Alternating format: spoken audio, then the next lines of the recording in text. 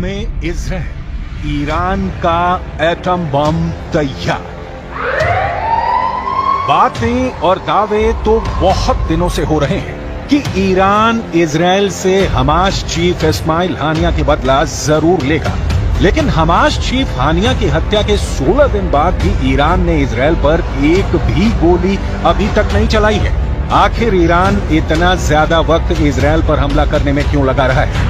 इस सवाल का एक जवाब ये है कि ईरान इजराइल पर बहुत बड़ा परमाणु हमला करना चाहता है ताकि इजराइल को दोबारा हमला करने का मौका ही न मिले। ईरान से जुड़े इस सनसनीखेज खबर ने इजराइल के होश उड़ा दिए हैं। प्रधानमंत्री नेतन्याहू से लेकर अमेरिकी राष्ट्रपति बाइडेन तक ईरान की एटमी तैयारी से भौचक्के रह गए हैं। इंटरनेशनल मीडिया में छन छन करा रही खबरों से पता चला है कि ईरान इजराइल पर बड़ा हमला करने से पहले एक जबरदस्त परमाणु धमाका करने जा रहा है ताकि इजराइल और उसके दोस्तों को साफ संदेश दिया जा सके कि अगर ईरान को इजराइल ने दूसरा गाजा बनाने की कोशिश की तो ईरान इजराइल को परमाणु बम की आग में भस्म कर देगा। जरा देखिए ईरान के परमाणु हमले को लेकर क्या तैयारियां चल रही हैं। खुफिया एजेंसी को भनक लगी है कि ईरान इस वक्त अंदर ही अंदर परमाणु बम से जबरदस्त हमला करने की तैयारी में जुटा है। दावा तो यहां तक किया गया है कि ईरान के सुप्रीम लीडर ने कुछ चुनिंदा टॉप कमांडरों को आदेश दे दिया है कि ईरान इजराइल पर एटम बम से हमला करना चाहता है। हालात ये हो गए हैं कि ईरान की परमाणु तैयारी को देखते हुए पीएम नेतन्याहू ने एक बड़ी मीटिंग की है जिसमें ये समझने की कोशिश की गई है कि अगर ईरान इजराइल पर परमाणु बम से हमला करता है तो इजराइल ऐसी स्थिति में अपने बचाव के लिए क्या क्या कदम उठा सकता है। दावा किया जा रहा है कि ईरान लगभग 12 परमाणु बम बनाने के बेहद करीब पहुंच चुका है, जो पूरे मिडिल ईस्ट के लिए बेहद खौफनाक है, खास तौर से इजराइल के वजूद के लिए। ईरान अपने बेहतरीन ड्रोन और मिसाइलों के लिए मशहूर है। दावा किया जाता है कि ईरान के पास लगभग 48 से ज्यादा ऐसे बंकर हैं जिसमें घातक मिसाइलें मौजूद हैं। दिक्कत यह है कि ईरान से इजराइल के बीच की दूरी 1700 से 2000 किलोमीटर तक है। ऐसे में इजराइल के पास एक ही रास्ता है कि उसे इजराइल पर हमला करने के लिए ऐसी मिसाइलें मिले जो इजराइल को एक ही हमले में दबा करके रख दे। इसी जरूरत को ध्यान में रखकर ईरान ने अभी तक इजराइल पर घातक हमला नहीं किया है, क्योंकि चीन और रूस ने ईरान को बड़े हमला करने से पहले पूरी तैयारी करने को कहा है। खास तौर से ईरान को 2000 किलोमीटर तक मार करने वाली ऐसी मिसाइलों से रूस और चीन लैस करना चाहते हैं जो इजराइल को बचने का मौका ही न दे। यानी ईरान की राजधानी तेहरान से इजराइल के तेल अवीव पर सीधा और बड़ा हमला राष्ट्रपति पुतिन, राष्ट्रपति शी जिनपिंग, ईरान के supreme leader Ayatollah Ali Khamenei को साफ संदेश दे चुके हैं कि रूस और चीन आखिरी दम तक ईरान के साथ हैं। खबर है कि रूस ने अपने लड़ाकू परिवहन विमान से दर्जनों परमाणु क्षमता वाली मिसाइलें तेहरान पहुंचा दी हैं। दावा तो यहां तक किया जा रहा है कि अगर तेहरान ने इनमें से एक भी मिसाइल से इजराइल पर हमला किया तो इजराइल का विनाश कोई रोक नहीं सकता है।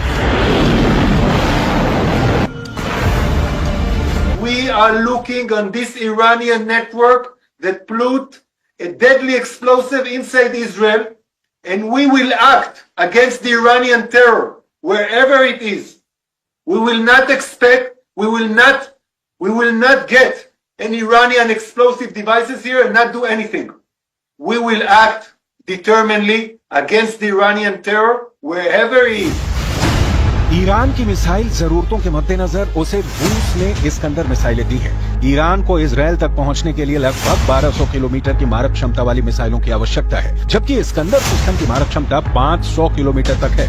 लेकिन रूस ने ईरान को जो इस्कंदर मिसाइल दी है वो लेटेस्ट वर्जन की है। इजरायली मीडिया के मुताबिक रूस ने ईरान को 1500 किलोमीटर तक हमला करने वाली R-500 क्रूज मिसाइलों के साथ इस्कंदर के सिस्टम दिया है, जो ईरान को जबरदस्त मिसाइल पावर दे रहा है। इस्कंदर के लंबी दूरी तक मार करने वाली परमाणु क्षमता वाली मिसाइल है। इसके अलावा रूस का मरमंग BN सिस्टम ईरान को दिया गया है। इजरायली विदेश मंत्री इजराइल काट्ज का साफ कहना है कि ईरान इजराइल पर बहुत बड़े हमले का प्लान बना चुका है, यानी ईरान अब रूसी मिसाइलों से इजराइल पर हमला करने जा रहा है।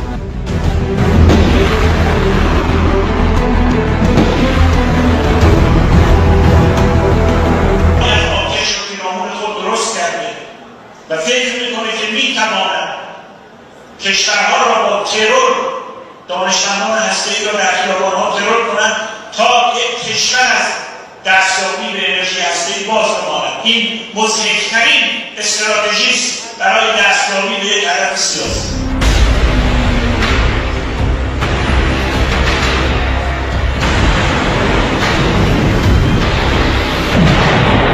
पूर्व रक्षा मंत्री और वर्तमान में रूसी संघ के सुरक्षा परिषद के सचिव सर्गेई शोइगु तेहरान में जिस वक्त ईरान के IRGC के commander major general Mohammad Bagheri से मिल रहे थे, उस वक्त किसी को अंदाजा नहीं था कि रूस में इजरायल ईरान युद्ध में कितना बड़ा खेला कर दिया है।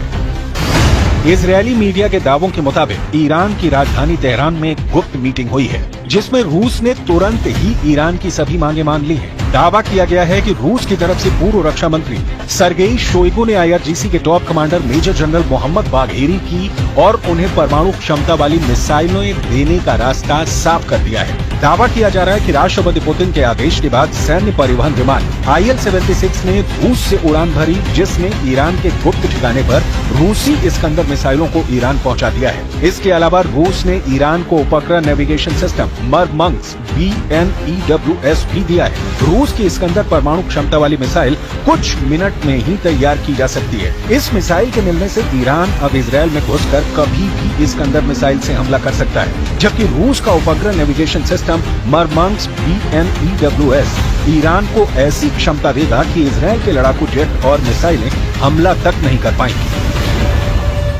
ईरान इस वक्त अपने परमाणु बंकर से मिसाइलों को तेजी से लेबनान और सीरिया में गुप्त ठिकानों तक पहुंचाने में जुटा है। IRGC के टॉप कमांडरों को साफ आदेश है कि कम से कम मूवमेंट की जाए, इजरायल के जासूसी नेटवर्क को चकमा देते हुए मिसाइलों को अड्डों पर पहुंचाया जाए। खबर तो ये भी है कि रूस के कुछ कमांडर गुप्त तरीके से ईरान की जबरदस्त मदद कर रहे हैं। इधर supreme leader Ayatollah Ali Khamenei ईरानी अखबार कहान में लेख लिखा है कि पिछली बार ऑपरेशन में ईरान ने इजरायल के सिर्फ कुछ ठिकानों को निशाना बनाया था, लेकिन अब इजरायल के अंदरूनी इलाकों जैसे तेल अवीव और हाइफा रणनीतिक केंद्रों पर हमला होगा। खामनेई ने ये भी लिखा है कि हानिया की हत्या में शामिल इजरायली अधिकारियों के घरों को निशाना बनाया जाएगा। इस बार का हमला बड़ा खतरनाक होगा, जिसे इंटरसेप्ट करना भी मुश्किल होगा। رژیم صهیونی جنایتکار و تروریست با این اقدام زمینه مجازات سختی را برای خود فراهم ساخت و خونخواهی او را که در حریم جمهوری اسلامی ایران به شهادت رسید وظیفه خود می‌دانیم.